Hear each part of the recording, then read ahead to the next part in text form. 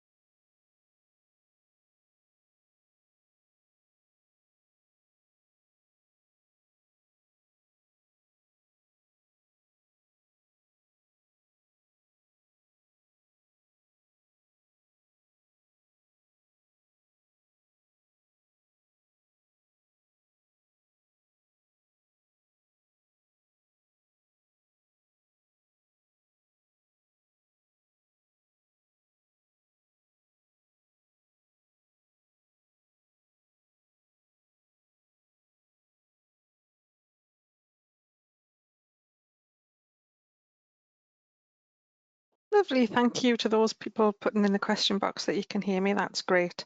As I say, if you have any questions just before we get started, please feel free to put them into the chat box, thank you.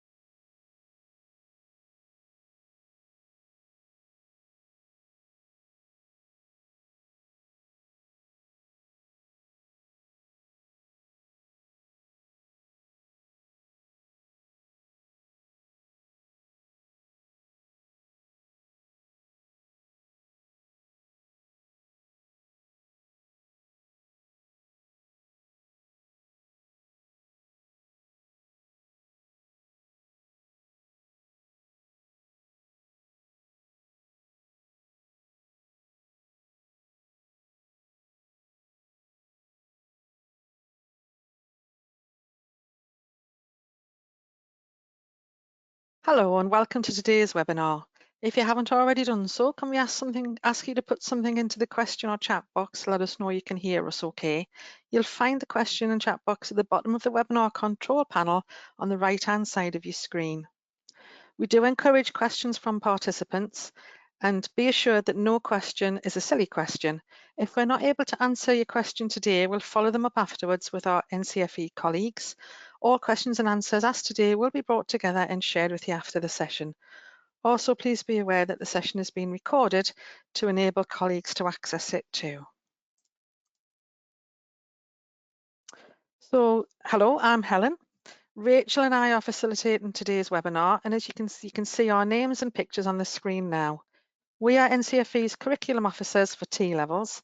Our role is to support centres through the planning, onboarding and CPD processes for the NCFE and cash qualifications, with a focus on promoting and advancing learning, whilst helping to create a fairer and more inclusive society.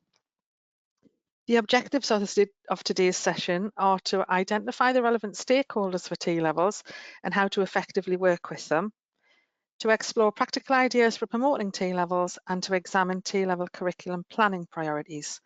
We're also going to share learning from our existing T-level providers, as they have contributed to today's webinar by providing us some feedback from their experience to date.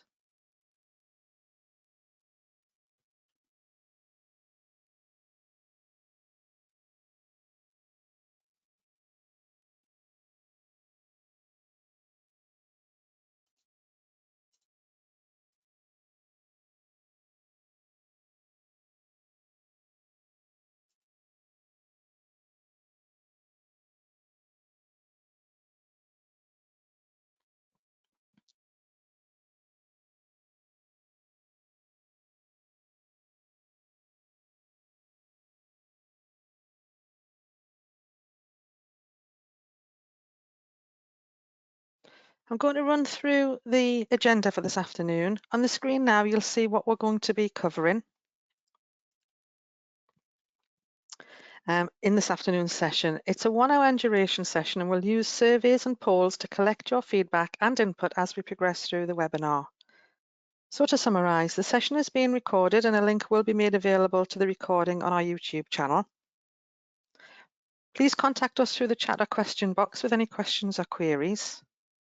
Any questions not answered today will be followed up with the relevant staff members after the event. We ask that all sound settings are on mute to avoid background noise and any feedback. And a short evaluation will be deployed on completion of today's webinar, and we encourage you to complete the short survey to help us to improve and develop our support and CPD offer. Okay, we're going to start with a quick poll. What we're asking you to do is to please rate your progress in relation to the promotion of your TLevel programme.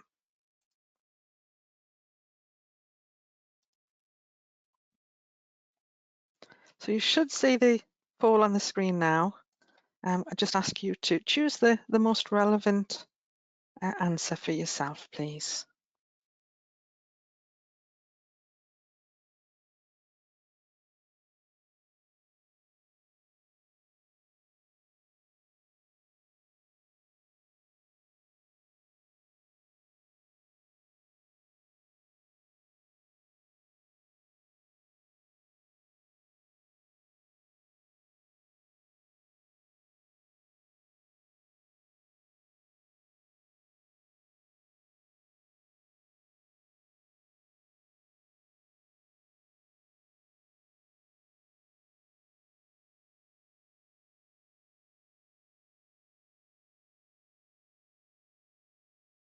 We've got 81% voted so far, so thank you if you've already answered.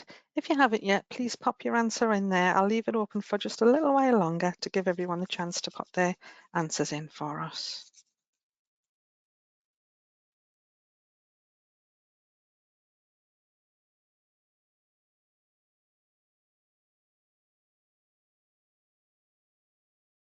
Right, I'll just give it a few more seconds, then I'll close it and share the results.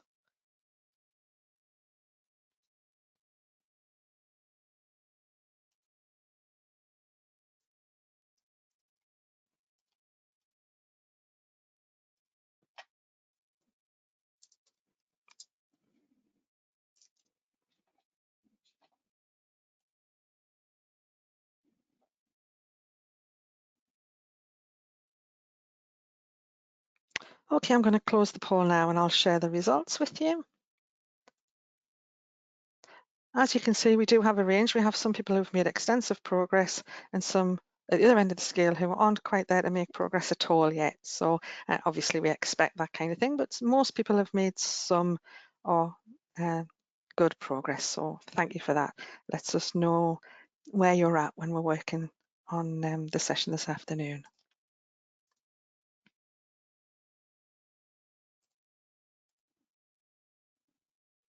Okay, we're now going to show you a short video. While watching it, what we'd like you to do is to consider the feelings that the video evokes for you, but particularly in relation to T-levels. So I'm going to start the video now for you. So the feelings and words that this video evokes in you in relation to T-levels, please.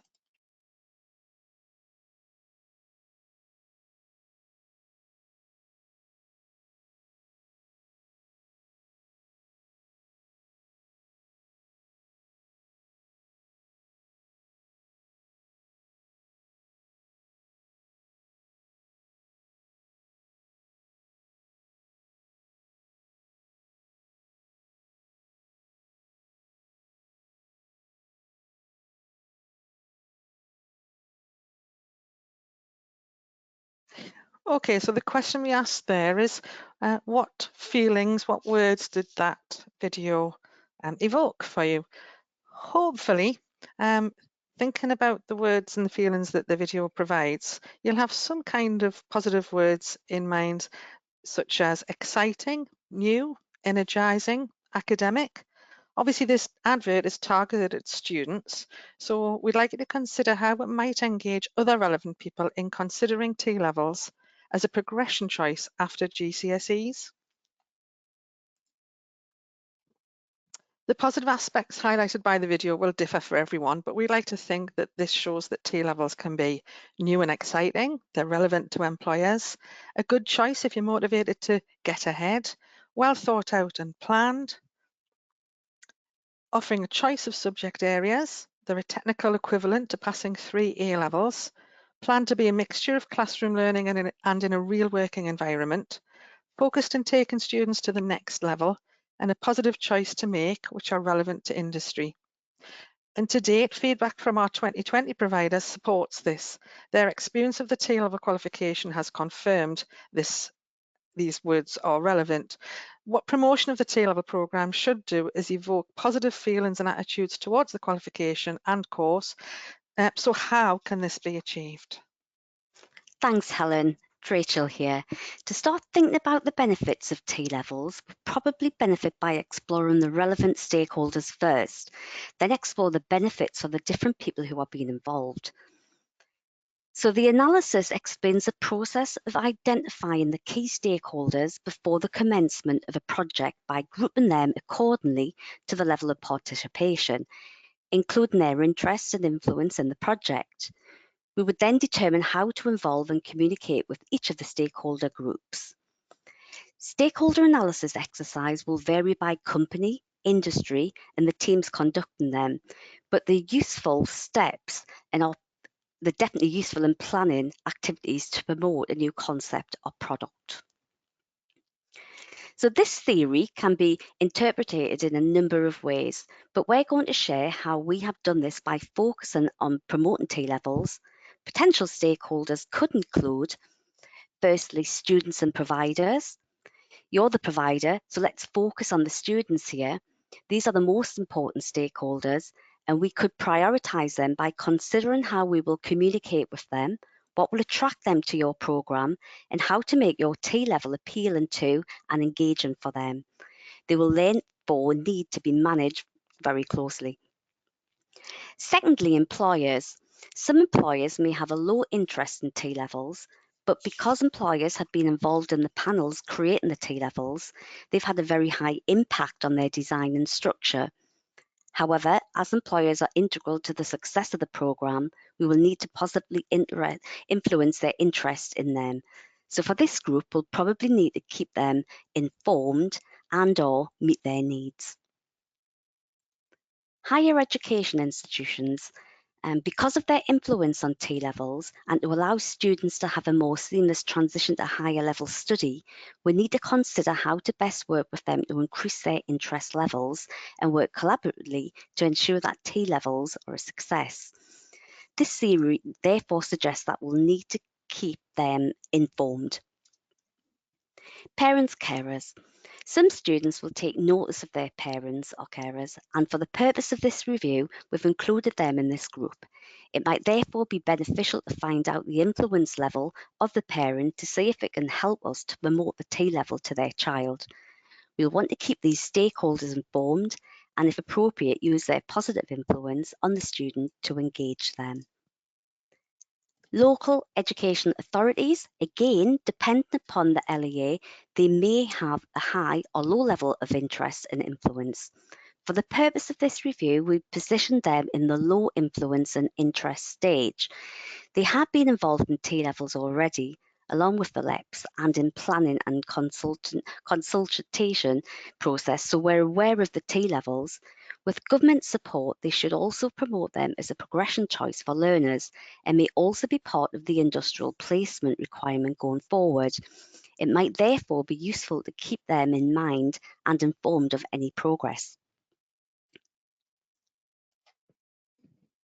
Okay, so we're going to start off by exploring the benefits for students. They are equivalent to 3 A-levels, which are nationally recognised level 3 qualifications which employers and education providers accept and understand. Having a technical qualification to match A-levels provides a more seamless progression for our students.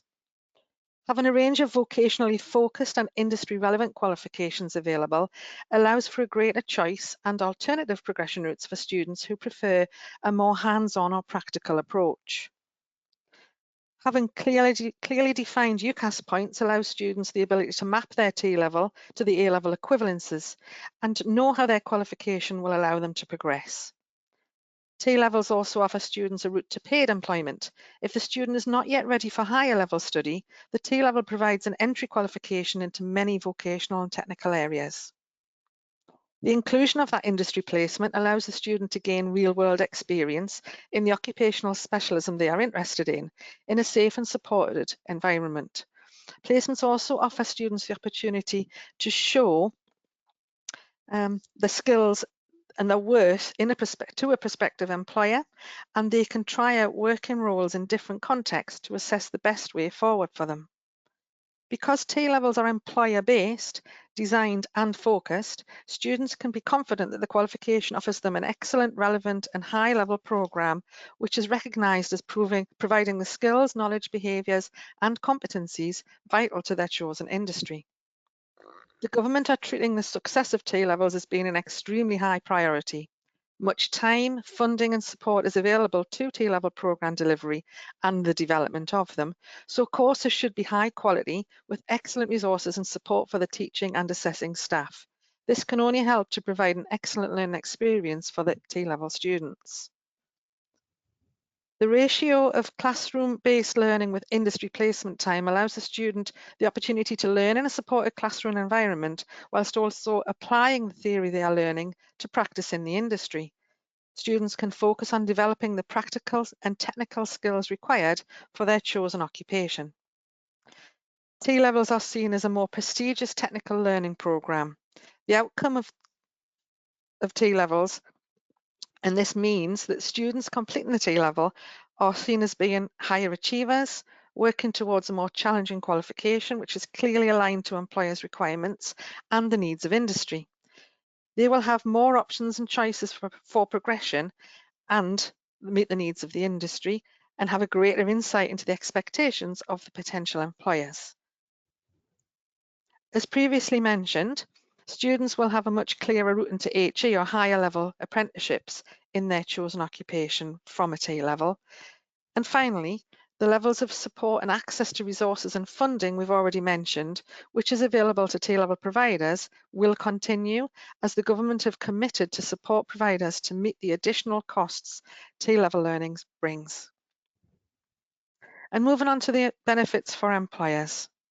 Being that equivalent to 3 A-levels, as was the case for the students, having a technical qualification which is the same academic standing and recognition as A-levels have, should improve the quality and the profile of the standards in the industry. Having students on placements allows the employers to create a pipeline of talent for their entry-level jobs. Students can demonstrate their competencies and behaviours whilst attending their placement, and employers can assess the student's skills and, of course, potential. which leads us to a cost-effective channel for recruitment. Working with schools and colleges in this way allows employers to connect with their future workforce and be involved in the students' career choices.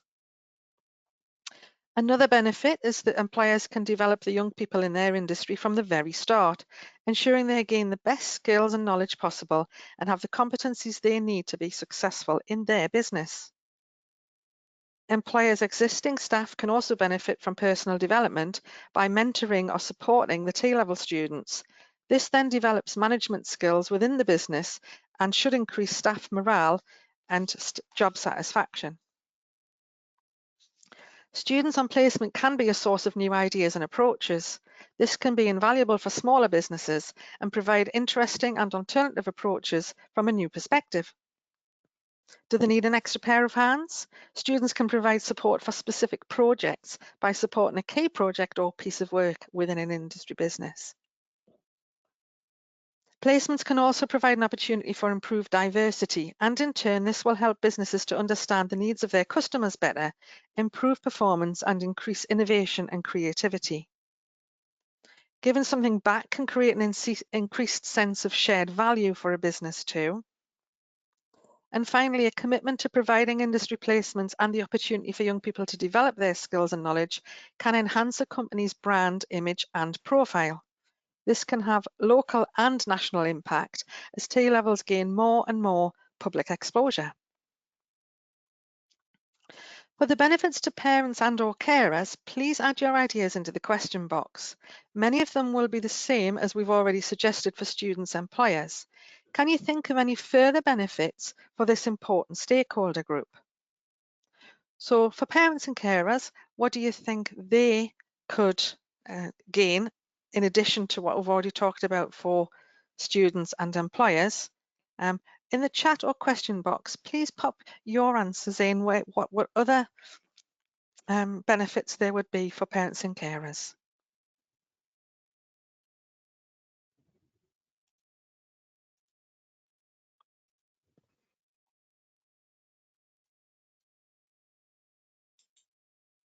Lovely, thank you. People are putting some very interesting points in there. So focused learning for their child, for their children, yes, excellent. Support for students getting a real job, brilliant. Reassurance that their children are moving into a worthwhile career path, absolutely. Route to a career. Confidence that their child is being trained to achieve employment or higher level study, brilliant. Students may be more focused on career in a course if they have earlier access to understanding that area, brilliant, yeah. They'll see personal development in real world contexts and progression. Reassurance that there's quality in training, a better chance of employment, potential salary, absolutely. Confidence in the qualification. We've got some excellent ideas coming in. Thank you, everybody. And especially related to getting in early, getting that placement going, get that industry experience, and having confidence in what they're doing. Thank you, that's great. Additional ones that we thought of would be an alternative qualification for students who would prefer a technical qualification rather than an academic route. The opportunity to get some real-world experience, more choice for their child, higher profile technical qualifications, the opportunity to do something new and exciting, even the possibility of paid work, as some TLevel students already have done. UCAS points and a wider range of progression opportunities, confidence that the qualification will prepare their child for the world of work, and higher levels of on-programme support. So yes, thank you, that's excellent. And we're all thinking of the same sort of ideas. Okay, moving on to local education authorities and HEIs. Starting off with the skills relevant for the subject area and the needs of the area.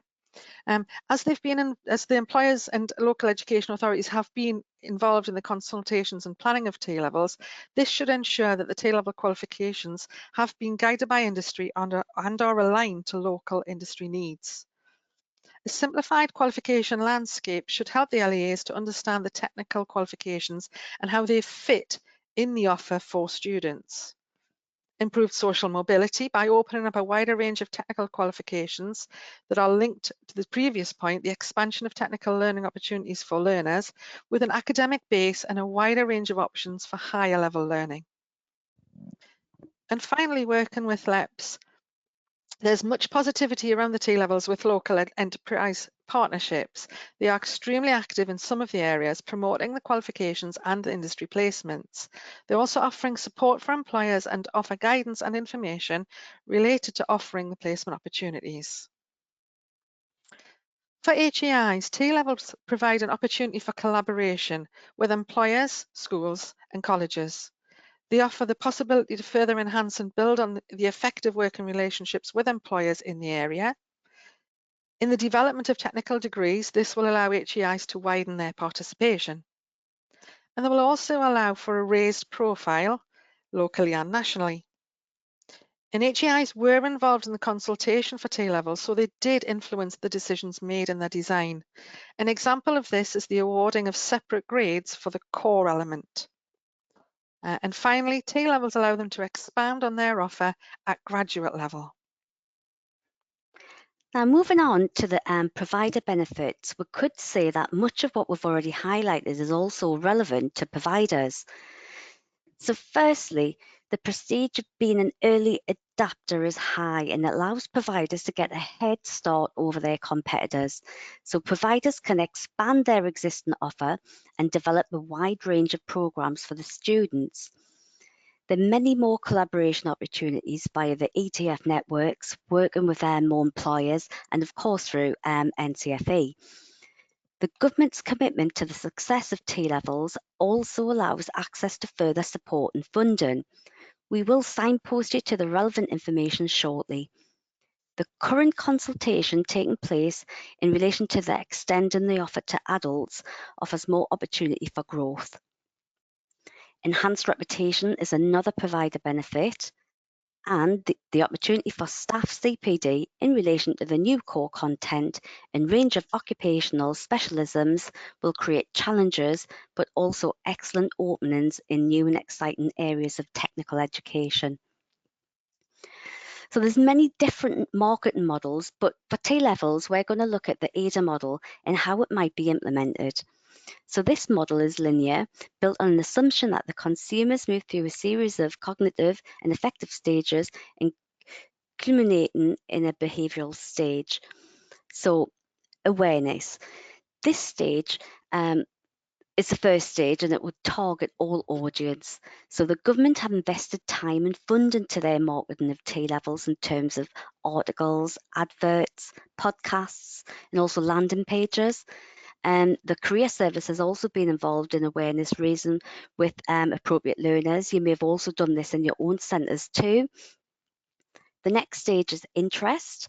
This follows on from raising awareness, and it's to be expected that we may lose some people who aren't interested at T-levels at this stage, but the people who are will gather further information from your website content, T-level events, social media, and email campaigns.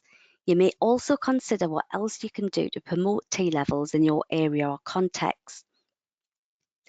Now, moving on to people who now desire a T-level will require more programme-specific information, advice and guidance, and may seek additional information via links to website content, for example, entry requirements, types of assessment, and of course, alternative programmes to help them prepare for the T-level if they're not quite ready.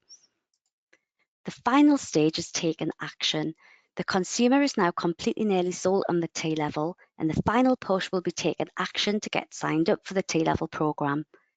Promotion activities might include having case studies or testimonies from successful students, having a clear application process to follow, and how to enrol on the course. An additional stage, retention, is sometimes included. We have included this as it might be useful for T-levels. This stage wasn't part of the original model and it was added at a later date. So once you have your student enrolled on the correct T-level, we must not forget to keep them engaged. This could be by sort of sending out T-level communications, updates from your website contents, contact via emails, letters, brochures. The aim is to keep the students on board with their chosen T-level. And of course, we also have a T-level preparatory course in the transition programme. This programme is based on the 5 areas you can see on the screen now. It's designed for students who would like to enroll onto a T-level but are not quite ready for the course yet. Providers create this tailored course in direct relation to the needs of their students, and they structure the learning in a way that best prepares them for progression onto their chosen T-level. English and maths are at its core, but the package of the components is key. It was first taught in September 2020 by 35 T-level providers, and the second round starts in September 2021. NCFE can offer support in relation to course design. Please talk to us if it would help or support you. So we did ask our 2020 providers what they did to promote their T-level programme last year. The questions we asked them were, what did you do to promote your qualification? What different planning activities did you do? And what did you wish you knew this time last year? You'll see the feedback from the first question on the screen now. This is what they said to what they did in relation to promotion. What we'd like you to do is to evaluate their approaches. Which of these are you already using and which could you try out yourselves? We will give you a minute or two to read through them, and please include any questions or comments in the relevant box on your control panel on the right.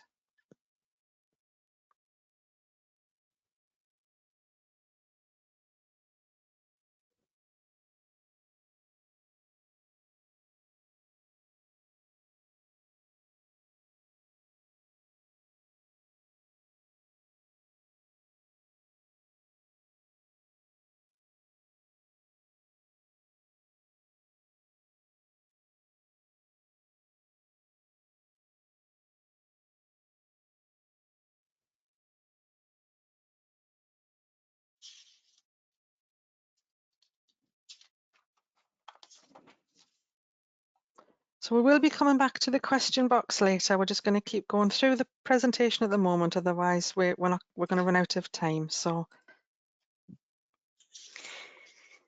initial advice and guidance is important for every student in every course, and T-levels, the same applies. The first piece of advice is to ensure centres get it right. Although this sounds simple, but it's really important to ensure that learners are on the most appropriate course for them. T-levels are challenging, and we need to be sure that learners know this and they are guided with the most appropriate qualification. Although there are no prescribed entry requirements other than age, centres are encouraged to set their own T-level entry requirements in a way which ensures they will be successful. This will differ and be specific for each of the routes. Having high expectations of your T-level students from the start, this will help them succeed and excel on the programme. Use the transition programme for learners who are not quite ready for the T-level. And be realistic. At this stage of IAG, ensure you consider all aspects of the T-level and how ready each learner is for them. Are their work placements ready? Are their maths, English and digital skills strong enough? Have they got the potential for success? And for summative assessment, some students have not chosen T-levels because of the exam component, but this shouldn't be the most important factor. We can prepare students for exams in different assessment methods. Industrial placements are a vital component of the T-level and can be a positive aspect for many students. They allow students to apply theory to practice and also demonstrate their skills, knowledge and behaviours in a real working environment. And finally, the wide range of progression opportunities should help you promote the T-levels, offering students who prefer a technical hands-on qualification with a wider choice.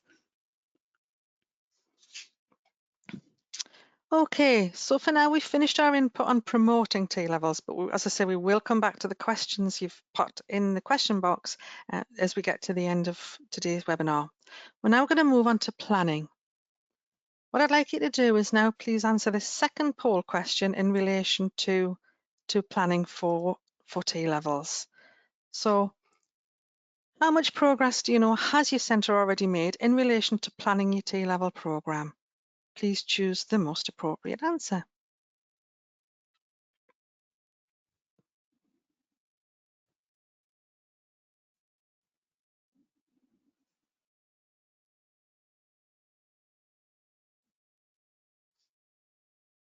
So thanks for those who voted already. We're over 60% really quickly, so I'm going to leave it a bit longer so that everybody gets a chance to pop their answer in for us.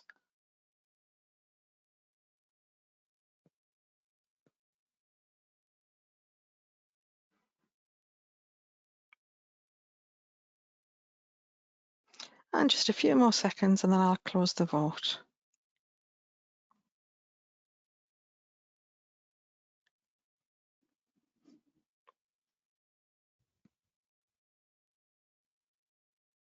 Okay, I'm going to close the vote now and show you the answers. You see that most people have said either good or some progress. So we've got a good range of, there we go. We've got a good range of answers there. I think at this stage, making anything from some and above is good. If it's limited progress, there's going to be lots of CPD coming online from ourselves in the coming months once you are registered as centres and you're up and running, sort of thing. So if it's limited or none at all yet, please don't worry.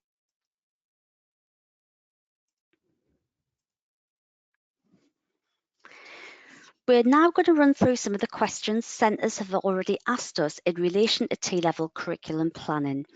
If you have a question which has not been answered in today's webinar yet, please remember to include it in the question box, and if we are unable to answer it today, we will follow it up with our NCFE colleagues. We will be delivering specific planning on CPD sessions for each technical qualification route in the coming months. So today, this section will be more of an overview. We'll explore planning in more detail once centres are approved. Okay, Helen, I'm going to ask you just some questions and together we can just discuss and go through some answers. Brilliant, yes, so, that works. Is that okay? So, Helen, what subject areas do NCFE award the technical qualification for? Okay, that's a nice easy one to start with. We have the awarding powers for the education and childcare, the health, healthcare, science and science, and digital business services and support services T-levels. Just for information, we don't offer the digital production, design and development or any of the construction routes. Brilliant, thanks. What about a little bit advice regarding sort of timescales and any suggestions really for the order of delivery? Yeah, what centres have done so far is started with the core elements in year one. Looking at the core elements, centres have been deciding on which need to be delivered in chunks and which should be more spread out or linear. Most centres plan to deliver all of the core by Easter and then focus after Easter on preparing the students for the assessments. Perfect. Now, a little bit about placement. So when or what do you think the best thing is to start a placement? And probably whenever's best for the individual student. And I know that's not the answer people would really want, but obviously all students are different. Some placements have started straight away, while other students need more input and support before starting their placement. The hours for the placement need to be completed over the full 2-year programme. So it might be best for centres to spread the hours out evenly or as evenly as they're able to. In the planning for placement stage, centres will need to consider the placement days and hours set up. And in that, I mean, will there be a day release or block basis? I know so far that block basis has worked better because of COVID, where students haven't been attending school or college and they've only been attending the placement so that they're minimising the risk to themselves and others. Yeah. So keeping on the sort of placement sort of theme, how many placements can students have? Yeah, the specifications slightly differ. Some specs state that students should have no more than 2 placements, but centres can be clever about this. And an example of this would be one NHS trust is classed as 1 placement, but within that trust, students could have experience in more than one area, a number of different departments. The minimum hours for the placement is the most important thing here, and to structure the placements to ensure the best learning experiences for your students. Now let's have a little look at resets. So, can students reset any of the exams? Yes, they can reset everything. Resets are unlimited, but obviously in the exam windows, and they're also chargeable. I want to make a point briefly about choosing exam windows here. For the 2020 start, some centres chose not to go for the summer 2021 window and give the students a bit longer to develop their knowledge and understanding before going for the autumn 2021 window. This obviously takes out one of the reset opportunities, so it does need to be carefully thought out in the best interests of the students. And in terms of TLevel core reset, students can reset the employer set project only, or the core papers A and B only, or the core ESP, the employer set project, and the papers. But whilst resitting the core papers A and B, students must retake both the papers and they can't just resit one. The same applies with the occupational specialism assessments, in that students must retake all of them and are unable to resit individual assignments. When determining each student's overall achievement for the core component, the highest achievement in each subcomponent for the ESP and core exams is used. And if people want any ideas or the idea of costings, the resits are £16 per learner to resit the core papers A and B. It's also £16 per learner to resit the core employer set project, and it's £30 per learner to resit the occupational specialism assessments. Okay then, so what resources do NCFE have to offer providers? A good question. There are already resources on our website, so if you're able to log into our portal, you can already see the resources that are available. We do have a learning resources and technology team, and they have produced a range of resources to support the technical qualification teaching and learning. This includes schemes of work, lesson plans, student resources, tutor packs, interactive resources, and more. And many of these are free to use and are a good starting point for your planning. They will, however, need to be adapted to suit the needs of your students and your teachers, but they can be very easily adapted and differentiated. They've been written generically and they need to be adapted to fit in with the actual students you're going to be teaching. Okay then, so registrations, how quickly, or is there a time limit to register your sort of students on the TLevel? Yeah, there is. We don't have the dates for next academic year yet, but I can explain the dates for this year so you get an idea of what it's going to be like, because it'll be similar for next year. So for this year, the registration window was from the 1st of September to the 1st of November 2020. That allows centres to carry out a thorough initial assessment and induction period to ensure that the students are on the correct programme of study. So what happened this year is the students started the programme in September, and the centre had up until more or less half term to really check that the TLevel was the right programme for every student. Brilliant, that makes sense. So what about summative assessments, Helen? Is there any sort of anything you can say about that? Yep, sure can. Each technical qualification has externally set and marked exams and an employer set project. These assess the underpinning skills, knowledge and understanding of the core content. And the first exam window will be in summer 2022 for courses starting in September this year. The occupational specialism assessment differ for each technical qualification, and the assessment for these take place in year 2 of the programme, so will commence from September 2022 for our 2021 starts. For internal assessment, the quality assurance team at NCFE supports centres with them in terms of standardisation and moderation, so please keep an eye out for this training to start.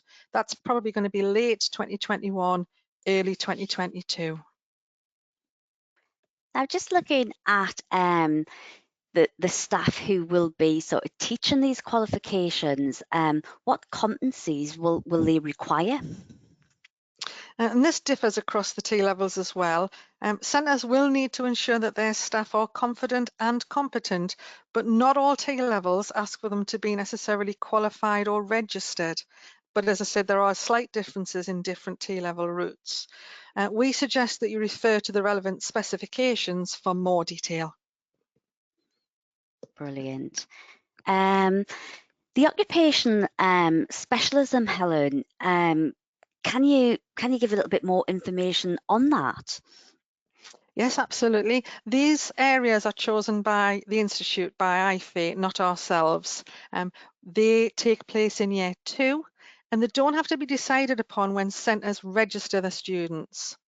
They can actually sit a contextualised employer set project in year 1, but then change their occupational specialism. And as I said, NCFA haven't chosen which occupational specialisms go ahead. The Institute do this, and they have prioritised the specialisms based on industry need and predicted numbers. More specialisms are being developed and will become live over time. Perfect. I'm just trying to think of other things. What about textbooks? Yes, that's a good one. We do have an external publisher for the TQ textbook, and this is HODA. The Education and Childcare textbook is due for publication in the coming weeks, and the 2021 START subject areas are in development now. They should be published by HODA in early 2022. We do suggest keeping an eye on HODA's website for updates, and our account executives who look after the centres will also keep you all informed of progress. Perfect.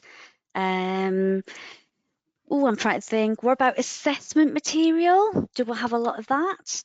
We do. We've got sample assessment materials on the website. The curriculum team are kept independent of the live assessment materials to maintain their integrity, so we can't answer any questions about the forthcoming real assessments. We do and can act as advocates for centres by providing feedback to the assessment design teams and can access answers to your questions from them on your behalf.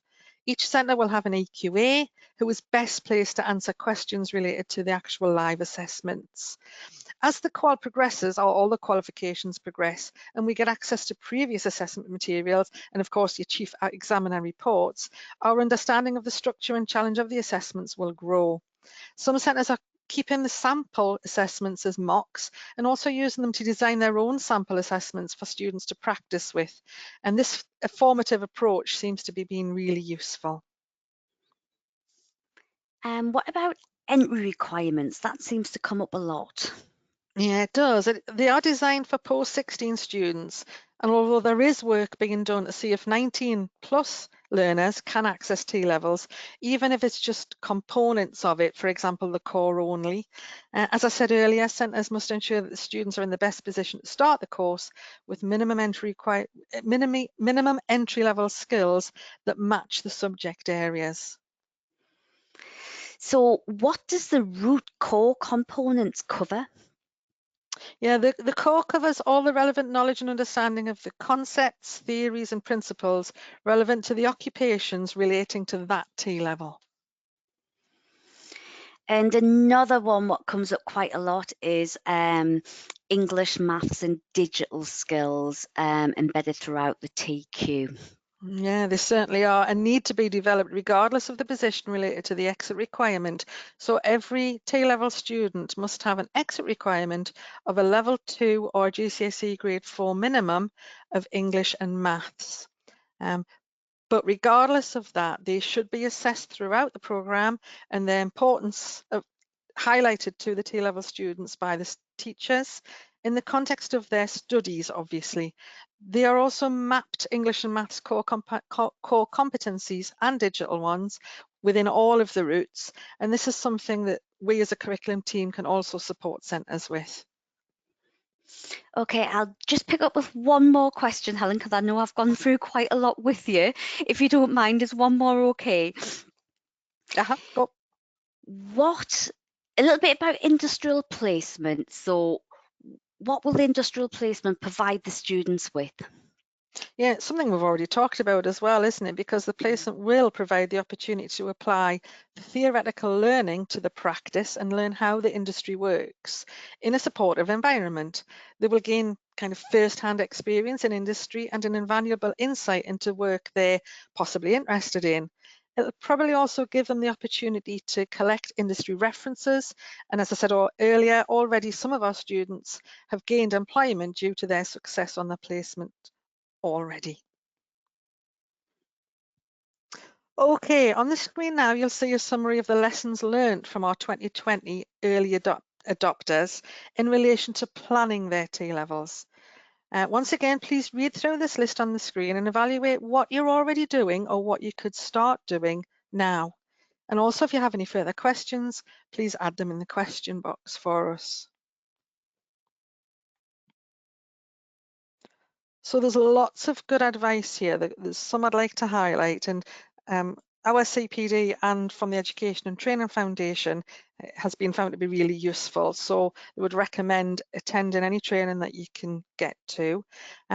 We're also sorting out a more formal network moving forward, so working with other centres who are in exactly the same position as you, and a lot of centres have shared resources with each other.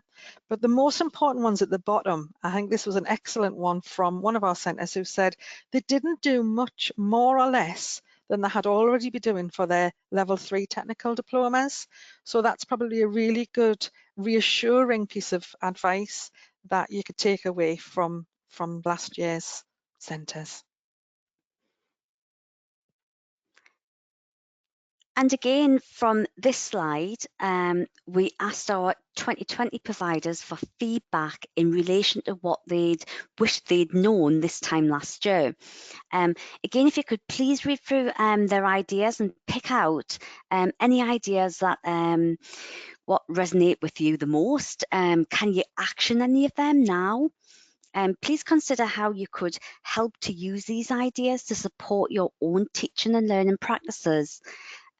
Again, we'll give you a minute to read through them.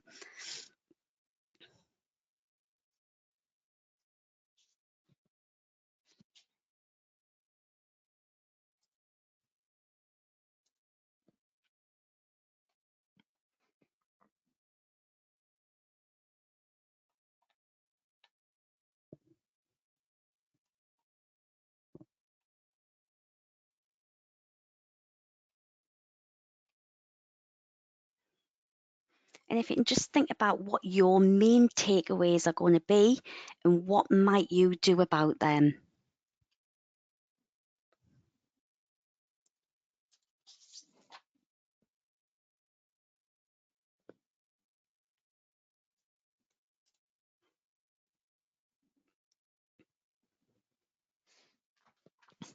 Okay, I'm just going to give a very quick thank you to the contributors that we had for these. We had Exeter College, Cardinal Newman School and East Sussex College, and we also had a couple of colleges who gave us feedback but wanted to remain anonymous. So obviously want to say thank you to those. So in your planning, we're going to summarise this by suggesting you take a checklist approach to review your planning readiness. So resources, this includes estates, buildings, staffing, including subject-specific areas for both core and specialisms, and meeting assessment and quality assurance requirements. For staff CPD, reviewing starting points, planning development priorities, and ensuring all the areas of the technical qualification are covered. Course materials is a biggie. These includes handbooks, prospectus materials, information about entry and exit requirements, obviously the maths, English and digital skills, how they're developed by an embedded approach and liaison with your subject specialists in your organisations. Really important is to have a formative assessment timeline, and the detail regarding induction and initial assessment activities is important. Progression routes aligned to T-levels, and also having alternative programs that could be a step-off option for your students if higher level study, employment or an advanced apprenticeship isn't appropriate. Arrangements for any special educational needs students or your ESOL or students with a specific learning difficulty or disability or with an educational healthcare plan. Consider what might need to be put in place to also support them. for IAG sessions includes TLevel specific information and guidance, who might be involved and how to engage the relevant stakeholders. For placements, signing them up and working with them, having specialist staff to do this possibly, and some centres have involved their students in the process of finding placements too. One centre asked their students to get their own placement before they could enrol on the course. Admin and quality assurance, this includes staffing, training, processes and compliance. And finally, for curriculum planning, important points include tracking progress, monitoring development of the skills, knowledge and behaviours across all the TLevel components, enrichment activities, any other additional requirements, for example, if there's a health and safety certificate or professional membership included. I'll also mention English, maths and digital skills again here, as well as specific support and extension activities.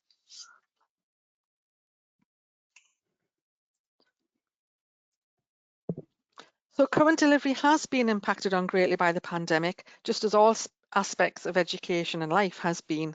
Centres have used their existing positive relationships with placements to provide alternative learning opportunities and experiences for their TLevel students, and have worked with placement staff to provide students with activities which keep them warm and allow them to apply the theory they are learning to practice, albeit remotely. Decisions about the exams for this year are due to be shared with us imminently. And not knowing what the future looks like or holds is understandably concerning, but as we're currently forewarned and have the vaccine programme in full swing, hopefully this is something which will become easier in the coming months and for the next academic year. We'd now like to offer some suggestions for further information and guidance. So for updates from the Institute, see their website, this offers guidance for students, employers and providers, as well as updates on qualifications and consultations taking place. This is where practitioners would find the most up-to-date information on qualification content. The DES website provides an overview of all the TLevel qualifications, what they are, how they're developed, funding and support, the UCAS points and much more. NCFE's website has a dedicated TLevel area where we post updates and information on a regular basis. And we also have sample assessments, the qualification specifications and teaching and learning resources here. Also, CPD and centre support activities are updated here as well. The Education and Training Foundation offer much TLevel support and CPD for centres, and NCFE work with the ETF to support centres on the TLevel journey. Centres have found their training needs analysis useful and they benefit from participating in their networks and also the TLevel resource improvement projects. This slide summarises the previous slides, but also includes a link to the government's TLevel Capital Fund, where you'll be able to find more information about the specialist equipment allocation, the SEA, and the Building and Facilities Improvement Grant, or the BFIG. Please be aware that the deadline for the BFIG is the 26th of March 21. Okay, we'll now look at next steps. The approval window for TLevels opened this week on the 22nd of February. Once you're a TLevel approved centre, NCFE do offer a wide range of support and CPD activities. These include onboarding webinars, individual curriculum consultations, networking events, subject specialist input and generic input for teaching and learning. But we do need your input regarding what we offer. We started to collect and collate ideas from centres about these topic areas and modes of delivery from our support and input activities recently. I'm going to share what we've learned so far. So this is what we've been told so far. This slide shows the feedback we received in relation to the areas of CPD teachers would find the most beneficial. You can see that curriculum planning and the new qual content ranks the most popular. Teaching and learning resources and preparing students for the summative assessments activities are also the next popular. And this slide shows the preferred mode of delivery for our CPD activities. We are looking forward to delivering face-to-face events when we're able to, but this is most likely to be next academic year, with remote delivery and webinars taking place between now and the summer. But if you haven't already had the opportunity to do so, we'd like to include you in our collection of opinions, ideas and preferences. If you have a smartphone, please use your camera to scan the QR code, which will take you to our survey. Alternatively, please use the link, which will take you to the same survey. We'll also include the link in the chat box, but you might need to copy and paste that into a web browser, but we'll also share it with you after the webinar. Just going to leave that on just for a few more seconds in case anybody is scanning that QR code.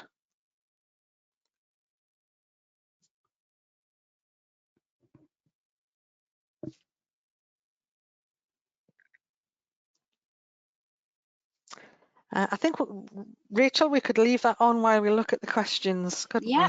Yeah. So we'll just finish off today's webinar by answering some of your questions and asking you to add any questions you do have into the question box. If we are unable to answer them here, we will collate them and we will add them to our TLevel FAQ document. So it'll just depend on time. I'm going to run through some of the questions here. We've got 5 minutes or so left. So somebody's asked what the transition program is. That's a bespoke level 2 program. It's not a qualification in its own right, although you could have qualifications in it. It's designed to get students ready for the full T-level, and it's kind of designed as a pre-T. It has elements of the T-level in it, but at a lower level, and as I say, they don't necessarily have to be qualifications. But if you're interested in doing the transition program, you need to speak to your account exec for your organisation. I know we've got a question here about promotional resources. That's, again, we'll need to get them from our marketing team or our account execs. Yes, we have got some marketing materials that we can use, that you can use and we can share. The assessments for this year, as I say, we're waiting for confirmation off the DFE and Ofqual as to exactly what we need to be doing for T-levels. So that's imminent, the news there. How can market and design a T-level? Probably something you should talk to an account exec or have a chat with us about it on a one-to-one basis. We're more than happy to do that. Placement can be block-based or weekly. It can be whatever works for your industry, your students, your area and the employer. There's a question, when should we do the employer set project? It's externally set, so there is a window each year for the employer set project, and the window for this year is the whole month of May. So you prepare your student for the employer set project by teaching the core, but it happens in the prescribed exam window. Yes, there'll be textbooks, but as I say, they're due from our external publisher, and it'll be the beginning of next year. Minimum hours for placement differs for each T-level. It's stated in the qual spec, so it would depend on which route you're doing as to how many hours there are. Just reading down the rest of them. How quickly the exam results come back to the centre. They're very similar to GCSEs and A-levels, so they're sat in May and June and they're released in August, but I think it's going to be earlier this year because of the changes because of COVID. Login for the website you do once you're in a centre, so if you're already a centre, you'll have a login or somebody in your centre will have one. You have to be an approved centre to get that login, so it depends on where you're at. In relation to your approval process. About the papers, if they fail one paper, so the exams are split into two papers, paper A and B, and if they fail one, unfortunately, they have to resit both. Yes, they can have a change of specialisms. We've got a question about the occupational specialisms, but you would change your mind before year 2. You wouldn't change your mind once you registered and in that second year. So that's the answer for that one. Leaflets for students for T-levels, and that is something we can ask marketing and our business development and account executive team. Yeah, the big difference between apprenticeships and T-levels. If you can think about that 80-20 split, so T-levels are 80% in the classroom, 20% in industry, whereas apprenticeships are 80% in industry, 20% in the classroom. So there's a big difference between the classroom and industry-based learning. So it depends on whether they want to be in work and doing some learning in a classroom or vice versa. That would be the biggest difference between your apprenticeships and your T-levels, but also the assessment methods are different and the UCAS points are different. Yes, we have concerns from people about placements, and yes, totally understand. Please talk to us if we can help you. Obviously, the placement side of things isn't part of the TQ, so it's not what NCFE award. We do only the technical qualification bit, the English and maths, the placement, and the wider skills or enrichment qualifications or professional standings are different. But please talk to us about it, and we'll share ideas from other providers. Was a request to provide CPD through Teams, and yes, that is something we're looking into because of the Teams functionality getting better. So yes, we are looking at doing CPD through Teams already, so thanks for that. Some people can't get the form to open. It might be you can use through the link better than the QR code, but we'll look into that for you. Yeah, unfortunately we can't clarify any requirements for construction because we don't offer that T-level. I'm afraid you'd have to go to the awarding body for construction to get detail on that one. Resources for marketing again, individual. I don't know if individual tutors can get logins. Rosalind, can you leave that with us and we'll follow that up at a later date? I'm just aware of the time now, so I'm going to stop answering questions and come back to the end. Okay, so I'd like to say a massive thank you to everybody who's been here today. Thanks for your attendance and participation. We do look forward to working with you all in the future. We're very excited about T-levels, and we're very excited to support you through your T-level journey. Rachel, would you like to say goodbye before we close? I certainly do. Thank you, and it's been a pleasure spending today with you. Thanks a lot, Rachel. So I'm going to say on behalf of NCFE, goodbye, please stay safe, and thank you. Hope to work with you again in the future.